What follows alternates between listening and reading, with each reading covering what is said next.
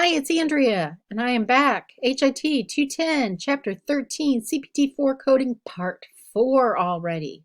Exciting, exciting stuff. All right, moving on. Let's talk about, well, maybe anesthesia. So that section that starts with 00 codes and goes on,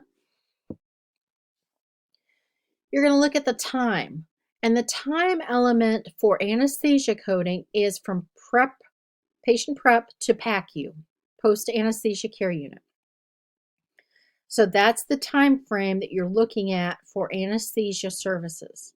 From the time you prep the patient for their procedure to the time that they are sent to the PACU. The services you need to know, is it office, home, or hospital? Supplied materials, were there extra drugs involved? Were there extra trace supplies?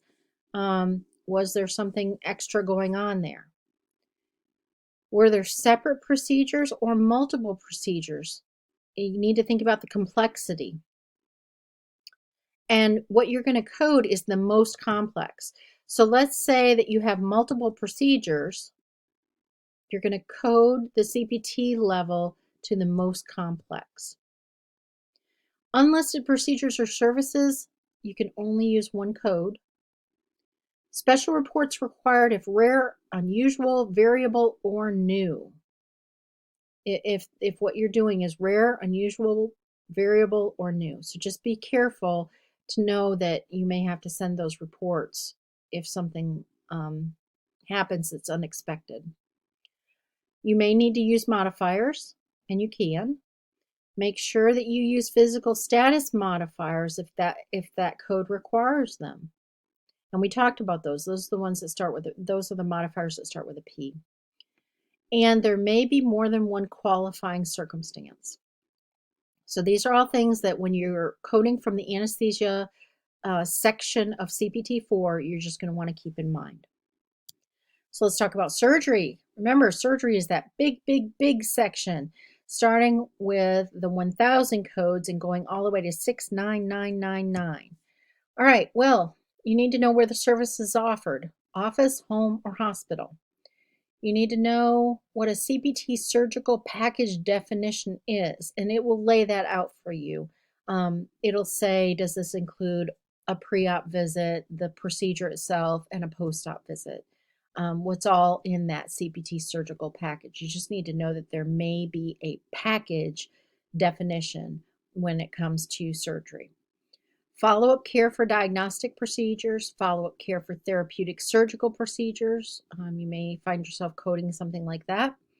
Supplied materials were extra drugs or extra trays of instruments used that you need to report or be compensated for, or that type of thing.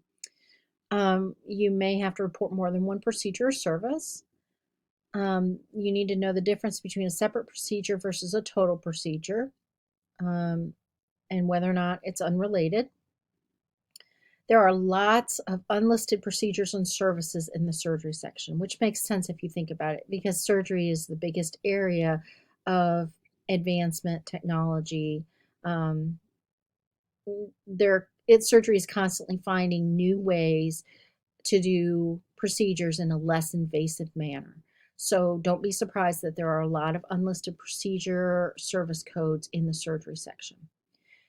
If you use an unlisted code, don't be shocked. You'll have to submit a special report, and usually it's like the operative report or some additional information from the surgeon that'll explain why you needed to use an unlisted code in terms of what the procedure itself was that made it unique, and made it so that any other code wouldn't work.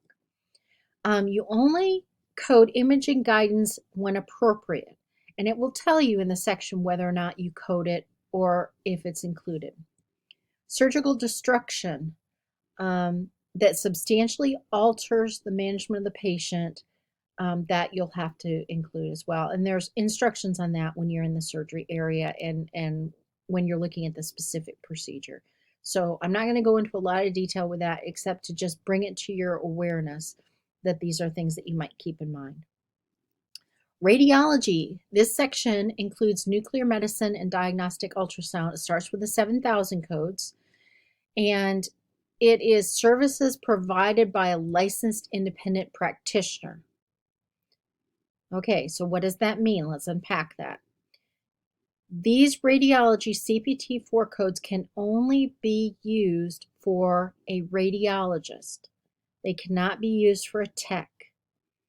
They cannot be used for a PA, a nurse practitioner, or anybody else. They can only be done by a licensed physician, which is primarily going to be your radiologist or that type of thing.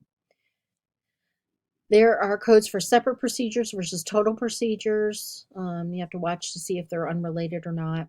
There are, again, because this is an area of a lot of advancing technology, you think about what special procedures that are being done with interventional radiology. If you haven't heard about interventional radiology, look it up. It's INTERVENTIONAL, interventional radiology. It's amazing what those radiologists are able to do. I've worked with some of them in the past, and in some ways they're almost surgeons. It's really interesting. So there are a lot of unlisted procedures and services in the radiology section. Again, if we end up having to use an unlisted code, we're going to have to send special reports, where we're going to have to send the radiology report, we may have to send a surgery report, we may have to send some additional information to explain and justify the use of that unlisted code. The supervision and interpretation of imaging guidance, the codes for that are here if they are not included in the medicine or surgery sections. So sometimes supervision and interpretation of imaging guidance is included in the medicine or surgery sections. If it's not there, and it's being done by a radiologist, it needs to come from this chapter or this section of the CPT book. This part of CPT also has administration of contrast materials. You think about CT with contrast, CT without contrast, all of that's here. And then written reports may be required, but usually are. So just kind of resolve yourself to that if you're working for a radiologist and you're using CPT-4 codes and submitting those and doing that coding and billing, you'll probably have to submit a lot of written reports.